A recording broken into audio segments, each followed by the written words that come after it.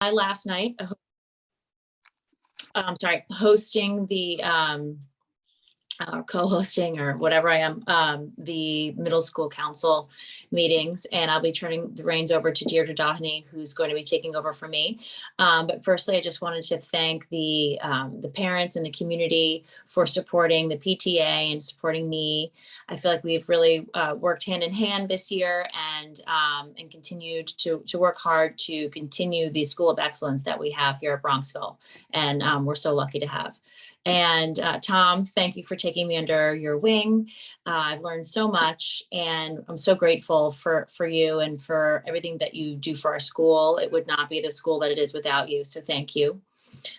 Deirdre, it's been a pleasure, and I know we're all in really good hands with her next year. She has a background in psychology, and she volunteers and works in so many different areas and organizations in our community.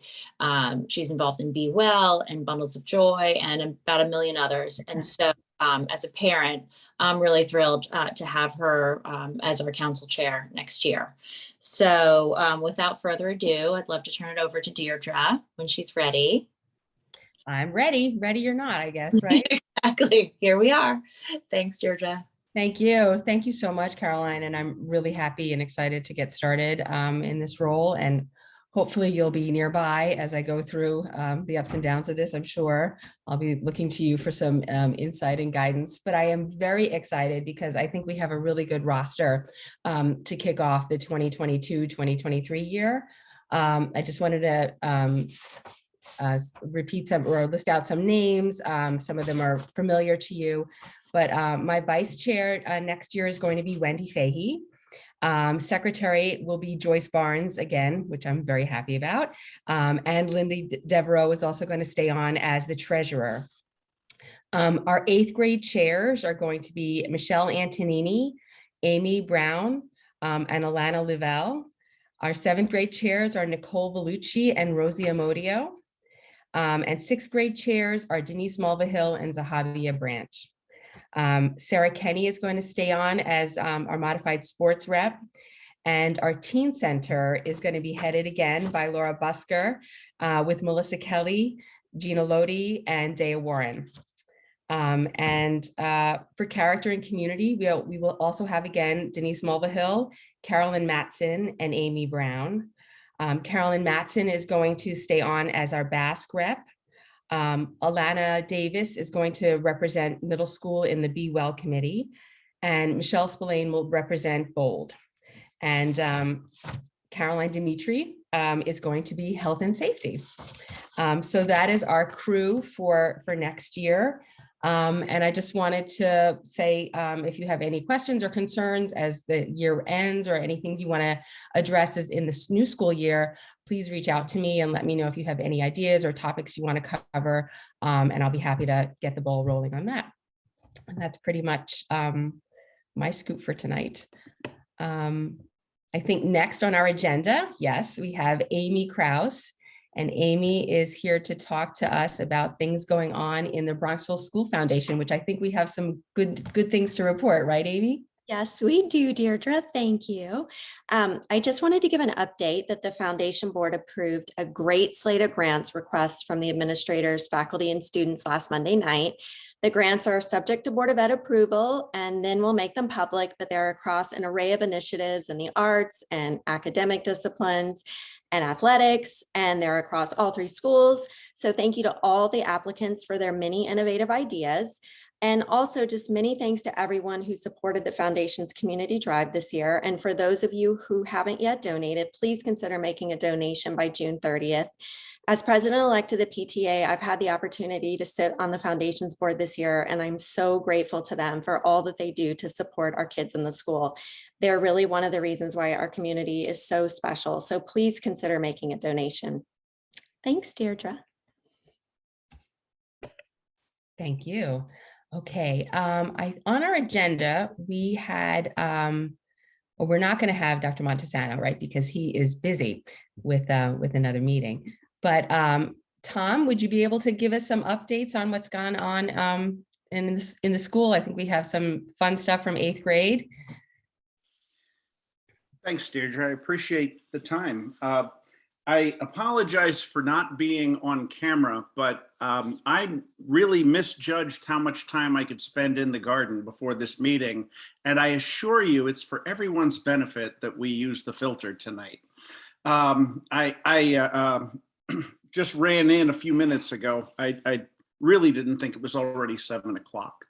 So it's a nice night out if you haven't been out yet. But the middle school is all back in Bronxville now. We went to Williamsburg last week with the 8th grade, and that was a delight. It's not an exaggeration when I tell you it's the best group of kids we've ever taken on a trip. They were delightful. They were kind to each other. They were friendly and happy. They really elevated the academics, and they elevated the social content of the trip immeasurably because of their good cheer and camaraderie. And we really appreciated it. It made the trip a lot of fun for the adults as well. And we all want to report back that it was a fantastic time. Looking forward, we are considering doing the Williamsburg trip twice next year. Once for the incoming 7th grade as part of the regular 7th grade year, barring any obvious issues with health and safety that would preclude us from going. And then we would do it again in the spring with the 8th grade, with the current 7th grade. That is the current thinking. We may look at another spot for the 8th grade to go, but Washington's not a really easy spot to go to these days.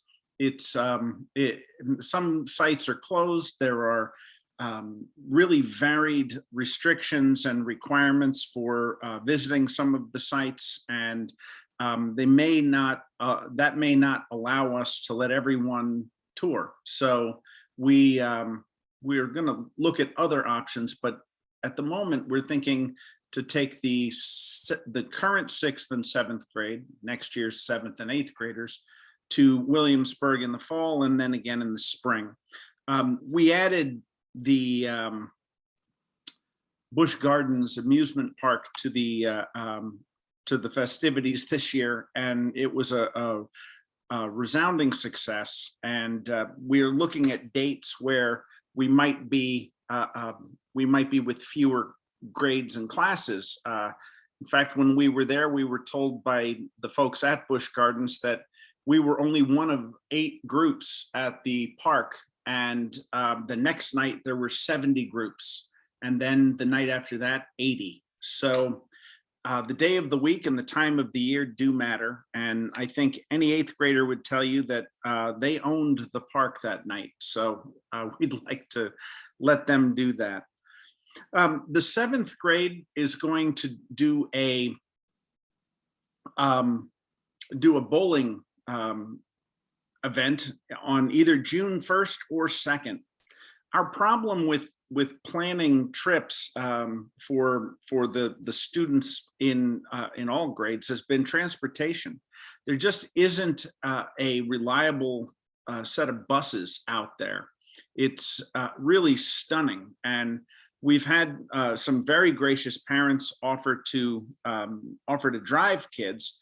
And I know that many parents have been doing this for multiple sports seasons, but it's different to take 130 kids somewhere than it is to take a team somewhere. And it's not feasible to ask people to do that. And logistically, with insurance and what have you, it's imponderable to hinge all of that on gracious parents. So we are not going to do the ropes course this year. And as Mr. Agnello was quick to remind me, we did do a ropes type of course in September or early October, I guess, with the 7th grade. So that is true. But the 7th grade will go to Bolero in White Plains, used to be White Plains Bowl.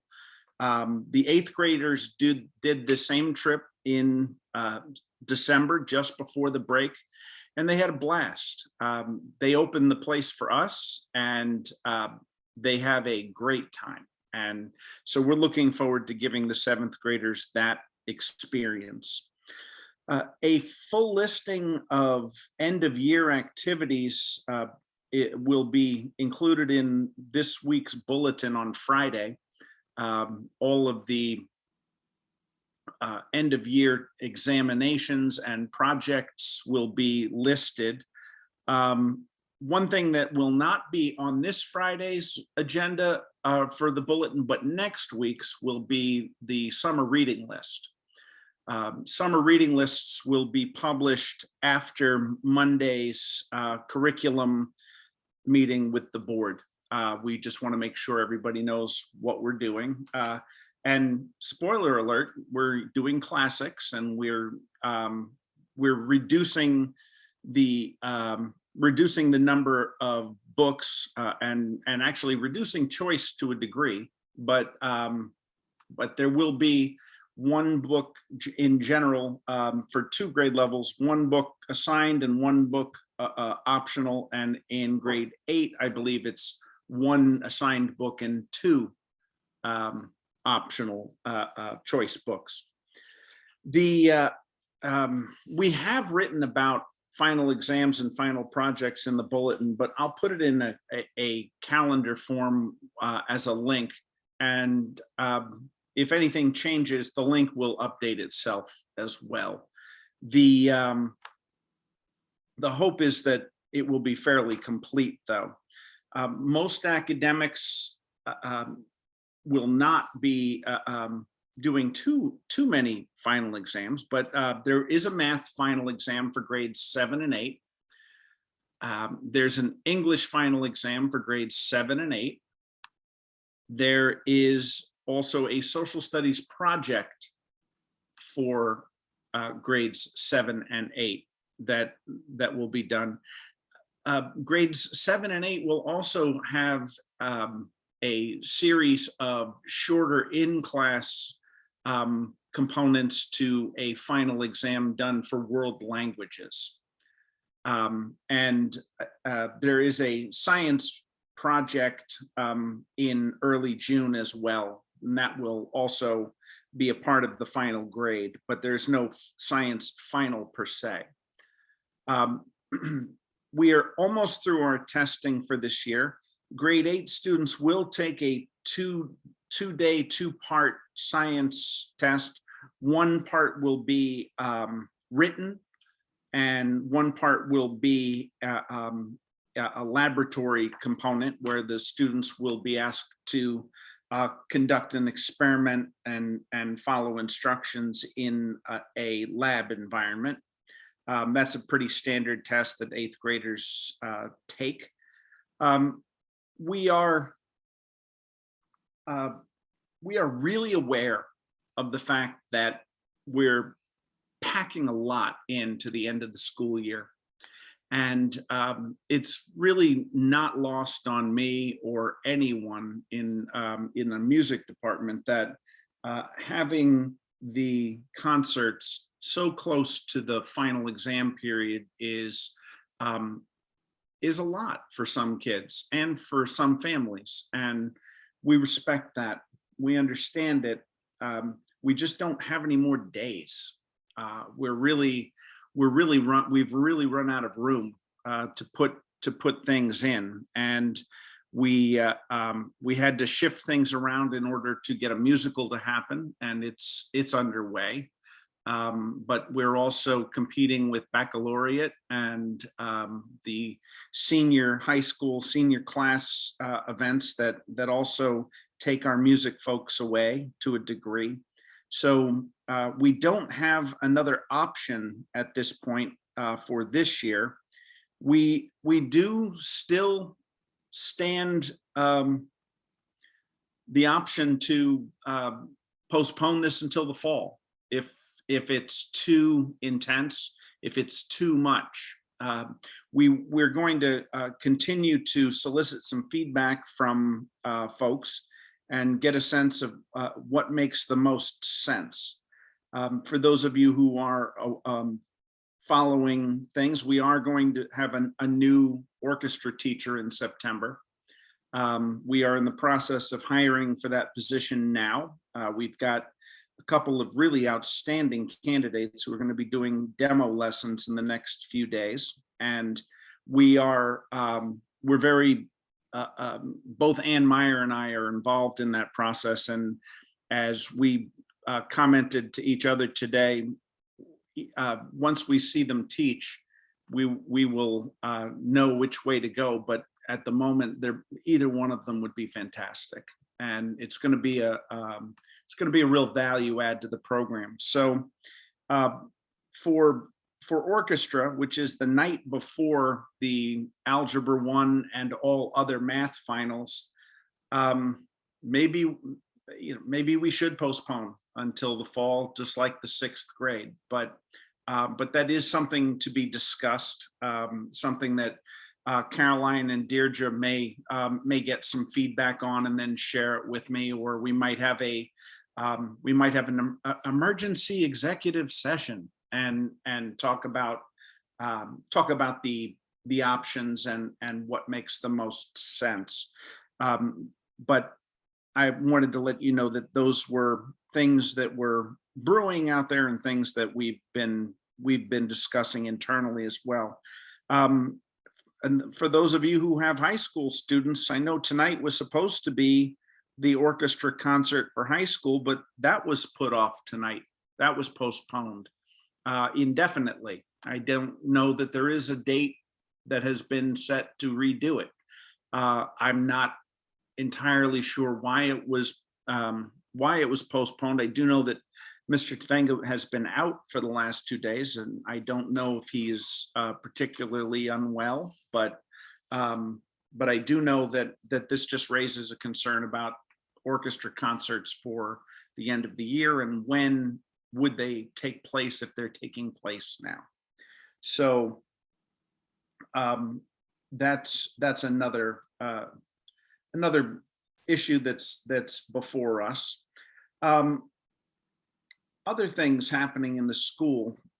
We are talking about the formation of a sustainability and green initiative. I don't want to call it a club. I think I would call it an advisory committee for the 6th through 12th grade students, run by students, advised by a faculty member. It would not be a group that is going to jump up and down about climate change. It's not a group that's going to point fingers at our custodians or our cafeteria and say, you have to do better and do more with less. That's not the point.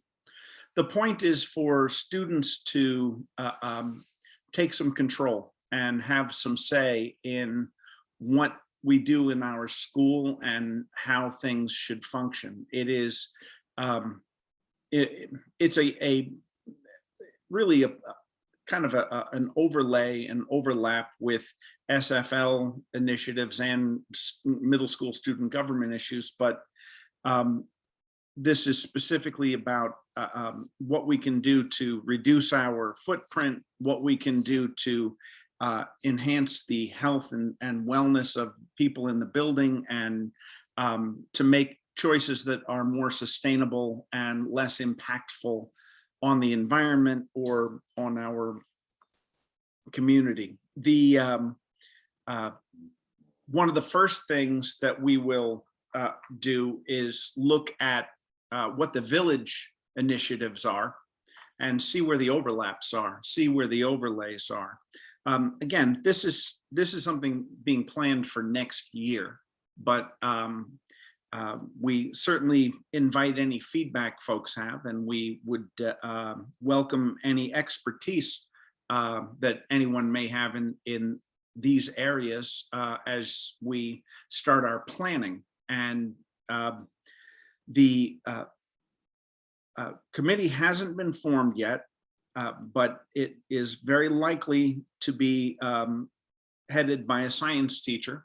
And again, we would be looking at projects that would be done in and around the school that would enhance the overall life of our building and our community. So we do know that there have been some things on hiatus, even in the village. The garden project on the side of Village Hall had kind of hit a wall, so to speak, and I guess that's coming back into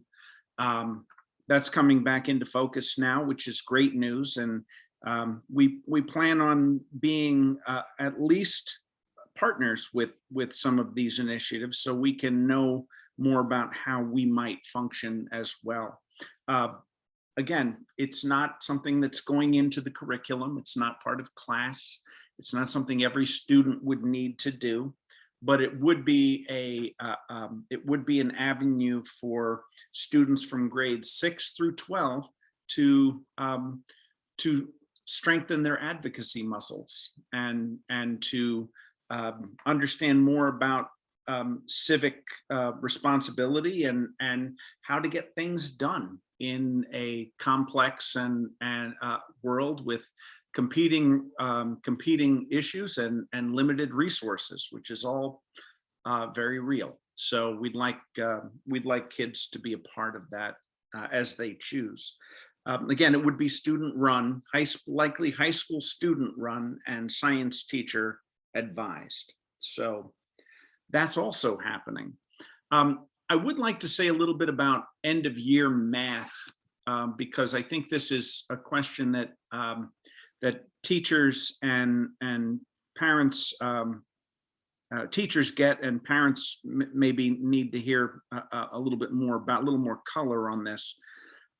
Students who are in grades 6 and 7 presently will be given a recommendation by the teacher for a placement for next year. That recommendation will be made to the parents. That will be sent directly to parents from the teachers. That recommendation will be based on performance in class, grit and stamina for the subject area, the ability to get work done both in class and for homework. Yes, of course, assessment grades, but whatever the recommendation is, it's just that. It's a recommendation by the teacher for where they believe your child would be best served in math next year. You can take that recommendation, or you can take it under advisement, and you get to choose what class your child is in next year. For those students who are in grade 6 who have done the 6 honors work, 7 honors is very likely to be a really elegant choice. It's really the baton pass.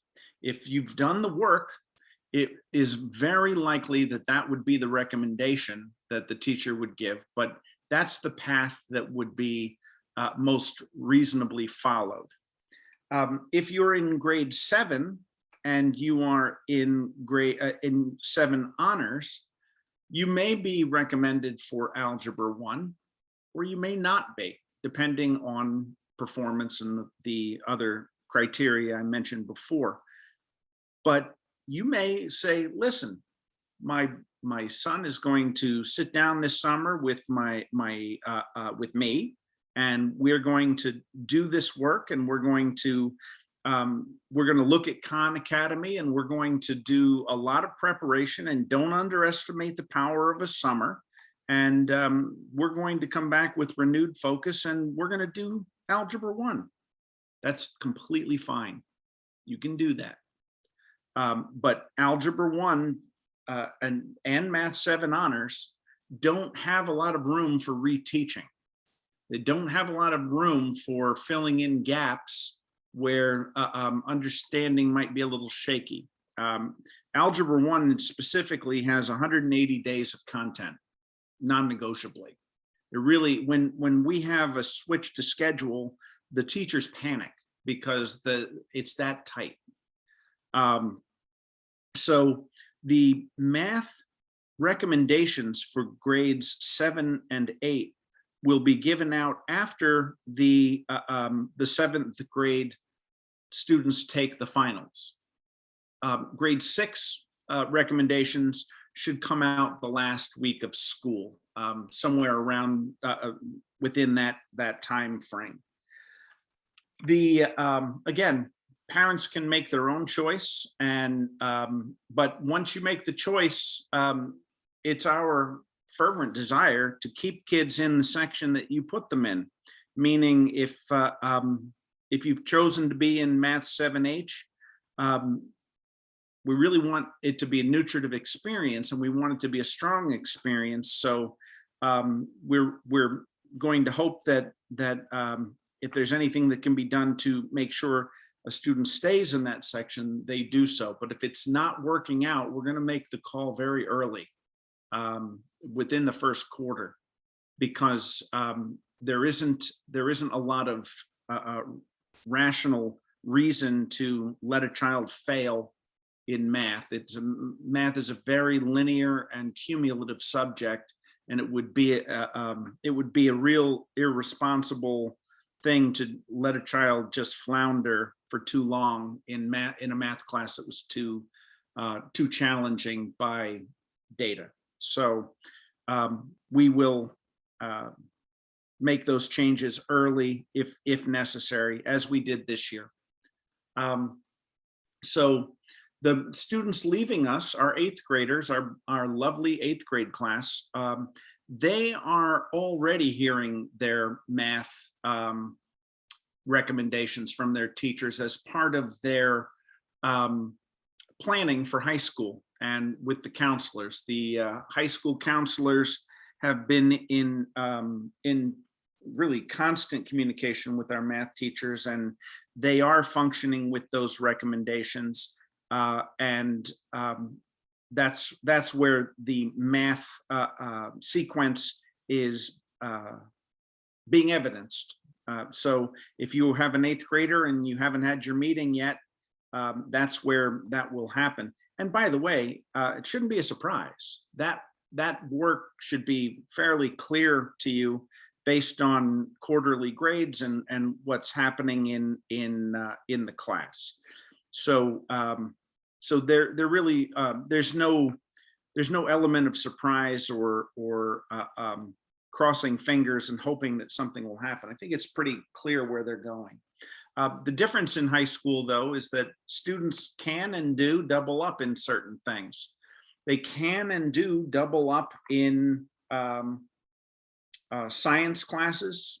They do double up in world language classes. It depends on the student and their interest, but these things do happen, and the schedule in high school does afford that ability. I want to talk a little bit about world language for another minute.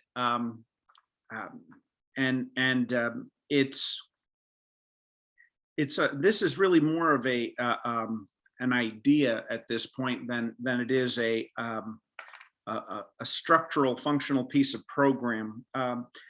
We are having a problem filling all of our language classes. We have robust enrollment in French and robust enrollment in Spanish. And we have low enrollment in Latin.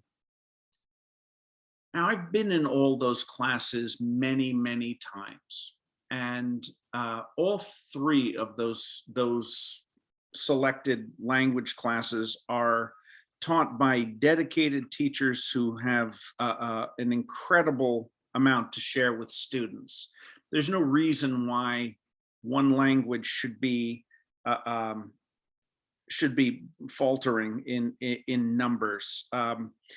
If there were a personnel issue, or if kids said, "Oh, avoid it, it's too hard," it's not the case. It's not what happens. And the kids who are in Latin have a blast.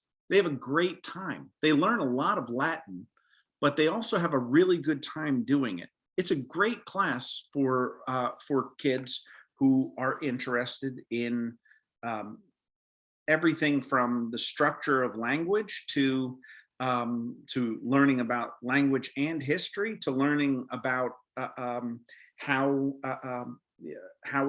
Latin connects to everything from sciences to botany. I mean, it's really fantastic what Latin can afford. But we barely have enough kids to run the program at this point. Statistically, the numbers have been very low. So we were thinking, and again, this is not something we're doing yet, but we are thinking and contemplating having a shift in 6th grade, where students coming in from 5th grade would take world language, all 3 world languages during the course of 6th grade. They wouldn't take, they wouldn't pick a language in 5th grade and be stuck with it through middle school. They would have exposure to all 3 languages. They wouldn't run on a quarter system, it would run on trimesters. So a third of the year would be French, a third Latin, and a third Spanish. They would get to know the teachers, they would get to know a little bit about the language, they would get to know about the kinds of projects that and events that happen with the language. And then at the end of 6th grade, they could make a choice. The numbers could be the same. I can't say they wouldn't be. What we don't want to do is assign people languages. We want to give people a choice, but I think that we have a nagging sense that people don't know what they're choosing. They don't know enough about the 3 languages or how they're constructed in middle school to make an informed decision. And to hear people, to have people go through those 3 classes during the course of the year and then make a decision about what to do in 7th grade, again, may not garner much change, but at least the decision would be more informed. What's the downside of this? There is a downside. Most schools, not all, but most schools do start their world language in 7th grade. We don't. We start in 6th grade. It would have no impact on how much credit you accrue for high school. It would be the same. You would get a half a year for 7th grade, a half a year for 8th grade, and then you would get that credit accrued to your transcript after the first course in high school. Where it would have an impact is probably the point of preparedness or readiness moving into grade 7. It stands to reason. Instead of having a full year of the target language before grade 7, they would have 3.5 months of the target language in grade 7. That is a potential conundrum, but it's also very likely that since you're choosing a language based on something that you've actually experienced, you're likely to have most, if not all, the kids being very excited about being in that class and feeling very confident about the language. It may be that balance would not be so different than what we experience in our current paradigm. We're still talking about this. This is not something that we have decided. There are a lot of people involved in that conversation. It's a curriculum decision, but it's also a personnel decision, and we've got to make sure that what we're offering is actionable. And so, if you have thoughts about that, either as a parent or as a professional with language experience or what have you, I implore you, please give me your feedback. I'd like to know what you think. It does not have to be here. We don't have to do it in the chat, but you can email me, call me, let me know. Please, again, we may do this for the fall, but we are not on the precipice of making a decision. We're still very much in the discussion stage. So Deirdre and Caroline, with that, I'm going to say and conclude what we've got going on in the middle school, but I do want to take a minute to tell the whole group that is assembled here this evening what an absolute pleasure it's been to work with Caroline and Deirdre this year. The phone that I've had to ring at X number of hours in the late nights and weekends, always a cheery voice on the other end. Caroline, you are truly a delight, and I've enjoyed this year tremendously. Not only have you been so lovely, but even your daughters are lovely, and they seem to get that. Yeah, mom has to do this, and we get it, and that's very sweet. You really have been a tremendous asset to this parent community and to this faculty and this administration, and I'm deeply grateful to you for all you've done. And I've never once picked up the phone and heard Caroline say anything but, cool, let's do it. Great, let's get it done. Okay. And for me, that's a tremendous source of comfort and a great source of allyship, and I'm thankful. So Caroline, thank you, and Deirdre, you as well. But Deirdre, you're on deck. Here we go. I hope these are big shoes. I know. No pressure. None at all. And we've got some chat stuff going. Yeah, it looks like everybody really likes your idea. Good feedback. Really good feedback so far. Okay. But keep the comments coming. Yeah, and please don't limit it to tonight. You feel free to give me a call and talk it through. And also on the concert stage as well, please give me your feedback on what, if you have a special chorus is this month, so that's not really going to affect us. And I actually feel very strongly that chorus needs it. Chorus needs to have this as a course correction for a lot of downtime this year. But band and orchestra may, or at least orchestra, may be well served to hold off a little bit. But that's not, not a plan set in stone. But your feedback is also very welcome. With that, Deirdre, I'll turn it back to you. Yeah, I just want to quickly mention we're welcoming all the incoming 6th grade parents. We have a lot of them on the call tonight or on our Zoom. And I was just wondering if you had anything that you'd like us to share with them. Yes, we have a series of welcomes and orientations coming up. Okay. Some for you, some for your students. The children's orientations start in June with the world language teachers generally going to the classrooms and introducing themselves and their languages. That's regardless of what we do, that's still likely to happen.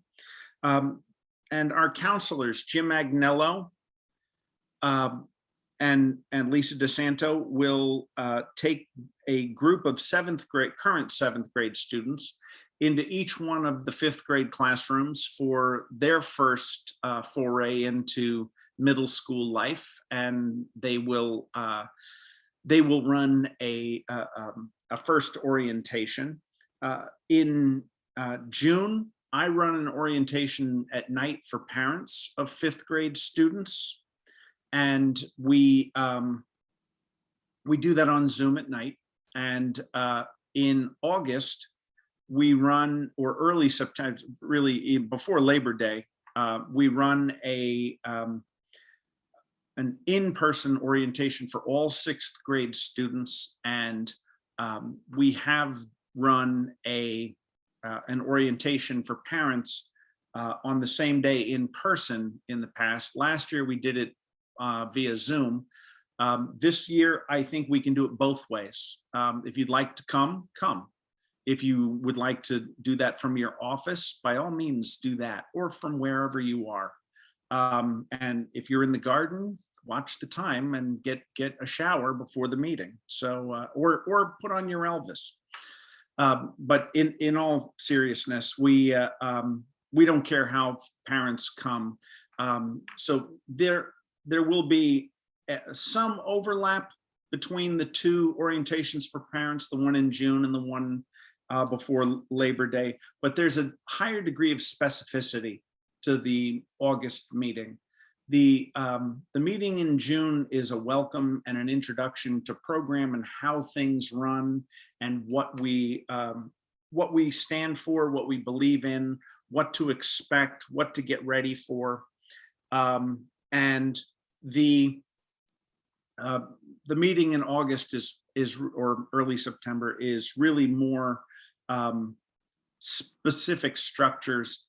How do you function in the middle school? Where do you get questions answered? How do we keep you involved in the process? It's different than elementary school, and if you are not aware of how to keep in the loop, it can seem like a stark departure from being involved, and that's just not the case. But it is different. So we don't have some of the structures elementary school has. So we want to go through the structures we do have. Deirdre, I forgot to mention one thing about math, and that is that last year we really felt like students going into Algebra 1 really needed some extra work because the pandemic definitely, in the one area that we can agree on in Bronxville, that we had some atrophy was in math and math instruction, and we felt like the students really needed to review or learn some concepts that they may not have been familiar with, rather than not offer the course. So we required kids to use Khan Academy to take Getting Ready for Algebra 1 and the Math 8 curriculum. Well, the feedback on that ranged from, oh my God, you ruined my kid's summer. Thanks a lot. That was the worst thing the school has ever done to us. I can't believe that this happened. To, oh my God, I can't believe my kid had all this stuff to learn. He was really prepared for Algebra 1. It made a huge difference. Thank you so much. We wouldn't have known about this resource. And every point of view in between. No cluster at all. A really flat response from parents, meaning everything from this was the worst to this was the best. Well, our take on that this year is it's voluntary. Do it if you want to do it. It's open source. It's available to everyone. If you have other ways and other methods you prefer to use, that's completely fine too. That's true for students moving into any class from 5th to 6th, 6th to 7th, 7 to 8. Doesn't matter. It's all available, but it's not required. Is it recommended? I think it's recommended for Algebra 1. We would make a strong recommendation that if you do nothing all summer and you expect to walk into Algebra 1 uber prepared to move forward, it's going to be hard. Impossible? No, not impossible. There are students who have been breathing this level of math for a long time, and they are geared up and ready for the challenge. And then there are other kids who are developmentally almost there, but they need a little extra time. And if they have that time in the summer to do something, they'll be better off for it. But that's a family decision as well, we believe. So the recommendation would be to look at Khan and look at your incoming class and what would make the most sense. If you need help with that, we're happy to give you specific recommendation, but nobody's checking. Nobody's going to ask how many minutes you did. Nothing. That's done. We're not going to do that. That's our math. So thanks, Deirdre. Thank you, Tom. And Go ahead. There's one more thing in the chat about Latin participation. Yes, I get that. And I think that's true. At one point we had really a conundrum about, well, why is French low? They had a trip that was appended to French at that time. That they went to Montreal and Quebec, and they did a really lovely trip, and that was the carrot. So it's hard to know. Now there are more kids taking French than any other language. There are more kids taking French than Spanish now. But yeah, it could be. That may be part of the reason, and we get that. But it's not super clear that it's a one facet explanation. I think there are multiple drivers for that simultaneously, but that's certainly probably one of them. Okay. All right. Does anybody else have any comments or questions about languages or any of the topics that Tom just addressed, or anything actually? Well, Deirdre, since it's blessedly quiet in the chat, let me just tell this group that's assembled here tonight, I know what an absolute drag it is after a long day to log in and listen to the minutia of middle school. But I need to tell everyone here how much we appreciate you.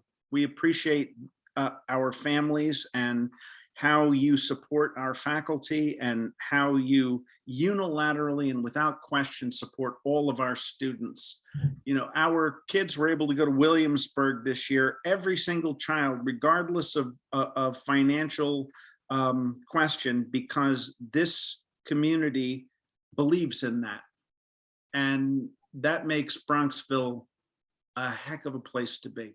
And makes it an amazing place to work, but it's an incredible place to live. And our teachers live in this school too. We have a great community, and this has been a fantastic year. And I just can't say thank you enough. Totally agree. Totally agree. And yes, Amy Brown just posted that the Arts Festival was amazing. If you have not checked it out, please go in and take a look at some of the beautiful artwork from the students in the school. It's wonderful, wonderful exhibit. And Justine and Lyndall did a great job with that whole council. It's just a great thing. But I think that's it for us for tonight. So thank you, everybody. I hope to see you back on our next council meeting. It really is important to have your participation. We really value it. And if you have any questions or any issues, please don't hesitate to reach out. Thanks, guys. Thank you, Deirdre. Good night. Good night. Thanks, everyone. Thanks, Tom. Thanks, Deirdre. Thank you. Bye.